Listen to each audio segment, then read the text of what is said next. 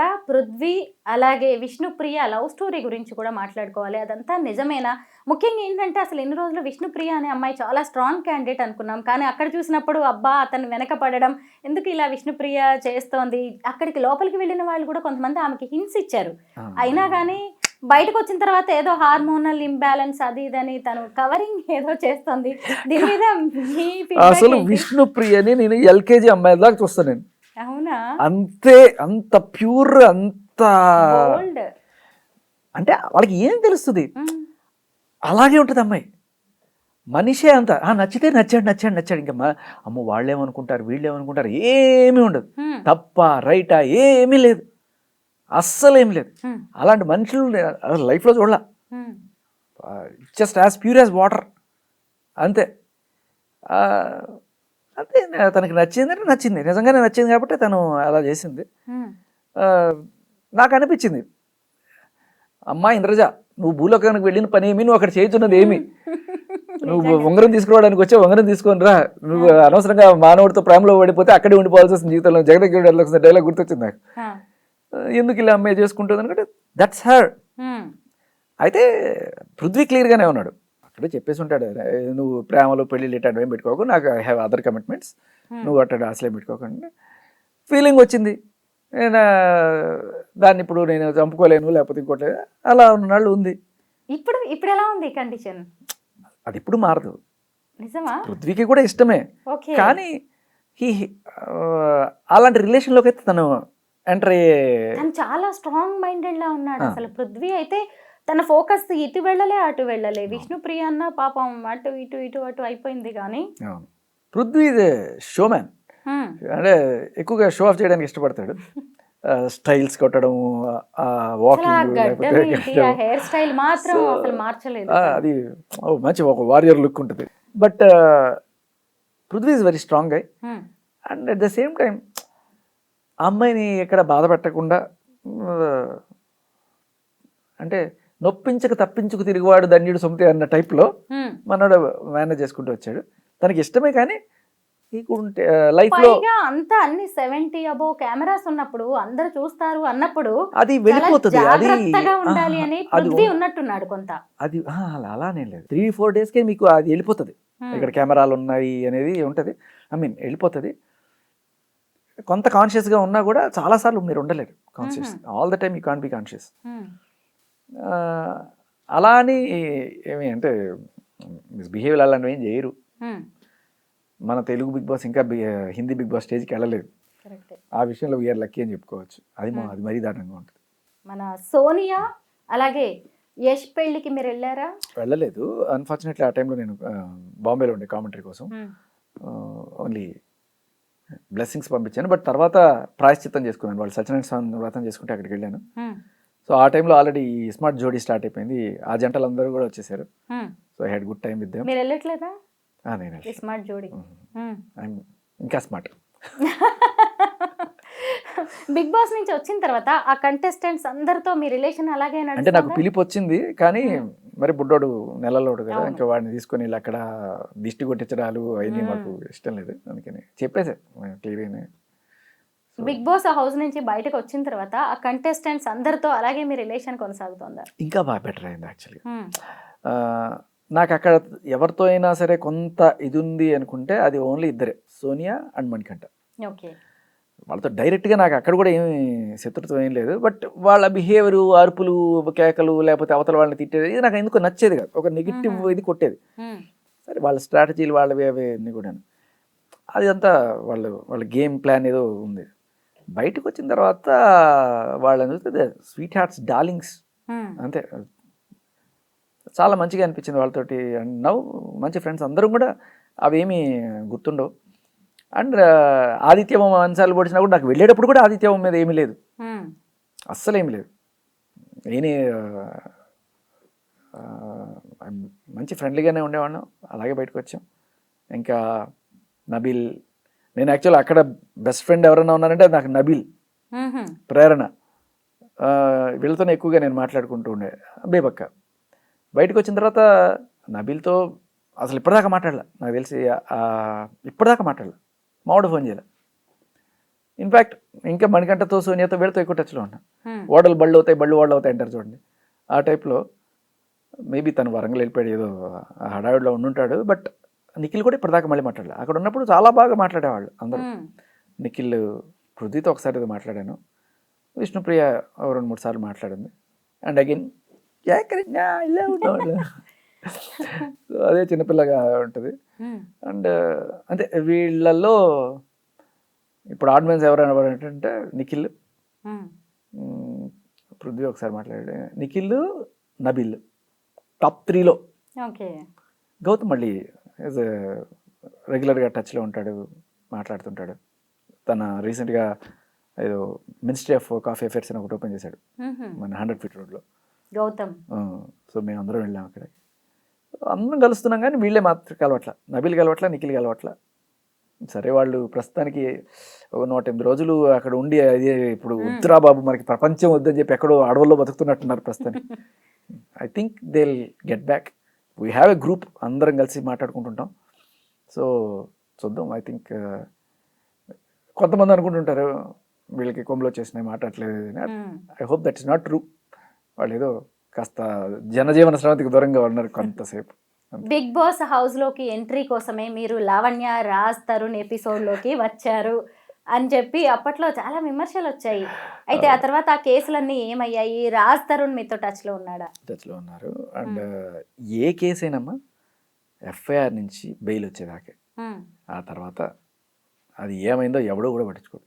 Media చేసే హడావిడైనా అప్పటిదాకానే ఉంటుంది. ఎన్ని కేసులు, కొన్ని లక్షల కేసులు పెండింగ్లో ఉన్నాయి. అవి నడుస్తుంటే సంవత్సరం, 2 ఏళ్ళు, 3 ఏళ్ళు నడుస్తుంటే కొన్ని కోట్లు కూడా వాళ్ళు ఛార్జ్ షీట్ అయిన తర్వాత అక్కడే డిశ్చార్జ్ పిటిషన్ వేసుకొని కొన్ని క్వాష్లు అయిపోయి వెళ్ళిపోతుంటాయి. సో అవి పెద్ద పట్టించుకోరు. బట్ ఏమవుతాయి అనేది మనం ప్రిడిక్ట్ చేయొచ్చు. 97% of these cases are false cases. కొంత హడావిడి చేయడానికి పనికి వస్తుంది. ఆ టైంలో వీళ్ళ దగ్గర నుంచి డబ్బులు పొందడానికి, ఎక్స్టార్షన్కి ఇలాంటి వాళ్ళు వాడుకుంటుంటారు. కొంతమంది పోలీసులు వాడుకుంటుంటారు, కొంతమంది అమ్మాయిలు వాడుకుంటుంటారు.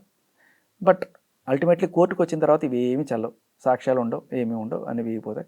97 ఇంకా 99% చెప్పాలంటే అన్ని కేసులు ఇదైపోతాయి, వీగిపోతాయి. హర్ష సాయి కేసులో మీరు అరెస్ట్ అయ్యే వరకు కూడా పరిస్థితి వచ్చింది. స్టేషన్ బెయిల్ కూడా తీసుకున్నారు మీరు. అయినా సరే ఇలాగా కాంట్రవర్సీస్ వచ్చినప్పుడు మాట్లాడడం ఆపరా? అది ఏంట అంటే ఒక మీడియాలో ఉన్న వ్యక్తిగా మన దగ్గరికి ఏదైనా ఇన్ఫర్మేషన్ వచ్చినప్పుడు అవతల ఒక తప్పు జరుగుతోంది సమాజంలో, ఒక మనిషి సంఘ విద్రోహ కార్యకలాపాలు ఏమైనా చేస్తారు, కొంతమంది డ్రగ్స్ అమ్ముతున్నారు అనుకోండి, నిజంగా డ్రగ్ పెడ్లర్గా ఉన్నప్పుడు అది బయట పెట్టాలా వద్దా? పెట్టాలి, చెప్పెట్టాలి. అలాగే పింపు పనులు చేస్తూ రాజకీయ నాయకులకి అమ్మాయిలని సప్లై చేస్తున్నారు అని చెప్పే విషయం మన దగ్గరికి వచ్చింది, అది మనం బయట పెట్టాలా వద్దా? సో అమ్మాయి కాబట్టి వెళ్ళి కేసు పెడితే ఆ అమ్మాయి గురించి ఏం మాట్లాడకూడదు, మాట్లాడితే మిమ్మల్ని లోపలేస్తాం, ఇది ఎక్కడి న్యాయం? అమ్మాయి కాబట్టి ఎట్టండి డ్రగ్స్ అయినా అమ్ముకోవచ్చు, లేకపోతే ఇవన్నీ చేయొచ్చు. ఇప్పుడు ఇవన్నీ ఎవరో అన్న ఆరోపణలు తీసుకొచ్చి నేను చెప్పట్లా, ఫస్ట్ పర్సన్ వాళ్ళే వాళ్ళ మాటల్లో చెప్తున్న మాటలు, వాళ్ళు రాసి సంతకాలు పెట్టిన పేపర్లు, ఇవన్నీ మనం తీసుకొచ్చి ప్రశ్నిస్తున్నప్పుడు ఏమైంది? ఉన్న మాట అంటే ఊరికి ఎక్కువన్నట్టుగా వీళ్ళు ఎప్పుడు వెళ్ళైతే కేసులు పెడతారో అక్కడతో ఆగకుండా వీళ్ళకున్న కాంటాక్ట్స్ హై లెవెల్లో ఉంటాయి. ఇప్పుడు పెద్ద పెద్ద మినిస్టర్ లెవెల్లో వాళ్ళకి, లేకపోతే విఐపీలకి అమ్మాయిలు సప్లై చేస్తున్నా అంటే వాళ్ళ కాంటాక్ట్లు వేరే రేంజ్లో ఉంటాయి. మరి అప్పుడు ఎక్కడి నుంచో ఇన్ఫ్లుయెన్స్ వస్తుంది, ఏదో రకంగా ఆపించాలని చూస్తారు. లేకపోతే వాళ్ళకి సంబంధించిన వీడియోలు ఏమన్నా నేనేమన్నా బయట పెడతా అని చెప్పి భయపడ్డారో ఏమో మరి. సో ఏ రీజన్ ఏదైనా కావచ్చు. నాతో పాటు 150 యూట్యూబ్ ఛానల్స్, ఇంకో 4 మంది ఇన్ఫ్లుయెన్సర్స్ అందరి మీద పెట్టారు కేసులు. అన్ప్రెసిడెంటెడ్ అని చెప్పాలి నిజానికి. ఎందుకంటే అంటే ఒక తప్పు జరిగింది అని చెప్పి మీడియాలో మాట్లాడితే దానికి కూడా వాళ్ళు నోరు నొక్కే ప్రయత్నం చేస్తున్నారు, నిజాల్ని బయట పెట్టకూడదు. ఇంకా ఇదేంటంటే నా డౌట్ ఏమైందంటే అక్కడికి వచ్చి అరెస్ట్ లేదు, పడలేదు, ఊరికే హడావిడైతే జరిగింది. కానీ అక్కడ బేసికల్ వాళ్ళు చేసింది ఏంటంటే ఫోన్ చెక్. అంటే ఫోన్లో వీడి దగ్గర ఇంకేమేమి ప్రూఫ్లు ఉన్నాయో, ఏ ఎమ్మెల్యేనో ఏ ఎంపీ ఏ అమ్మాయితో సరసాలు ఆడుతుంటే అవన్నీ వీడి దగ్గర పెట్టుకొని ఇంకేదైనా రేపు ఎల్లుండో ఏ మీడియాలో బ్లాస్ట్ అవుతుందో అని చెప్పి భయపడ్డారో ఏమో తెలియదు. అలా ఫోన్లు తీసుకొని ఫోన్లో ఏమున్నాయో చెక్ చేసుకున్నారు, ఏం లేవు, సరే బాబు వెళ్ళరా అన్నారు. అయితే మీ అరెస్ట్ వెనుక ఇంత నడిచింది. ఖచ్చితంగా. మీకు యాక్చువల్గా ఈ రోజు దాకా ఎవరికి చెప్పలే, అరెస్ట్ అంటే నేను అరెస్ట్ అని కూడా అనుకోను, బట్ స్టేషన్ తీసుకెళ్ళారు ఇట్లా అసలు ఏ రకమైన ఒక్క మాట మాట్లాడలేదు పాపం వాళ్ళు. నేను ఆ విషయంలో అంటే ఆయన డ్యూటీ ఆయన చేస్తారు, ఆ సిఏ గారు ఎవరైనా సరే. I don't know whether this was the reason behind, but ఇది జనాలకి తెలియాలి. I'm not afraid of any, ఏం జరిగితే జరిగింది, మళ్ళీ వెళ్ళాల్సి వస్తే వెళ్తా, నాకేం భయం లేదు. విషయం ఏంటంటే బాంబేలో నాకు కామెంటరీ కోసం వెళ్ళాల్సి వస్తుంది. సో వెళ్ళేటప్పుడు వీళ్ళు ఫ్లైట్ టికెట్లు బుక్ చేస్తారు, హైదరాబాద్ నుంచి బాంబే ఫ్లైట్. బాంబేలో పని చేసుకున్నాం, మళ్ళీ బాంబే నుంచి రిటర్న్ ఫ్లైట్ ఉంటుంది. అయితే కరెక్ట్గా నేను వెళ్ళడానికి ఒక రోజు ముందు ఐ గాట్ ఎ కాల్.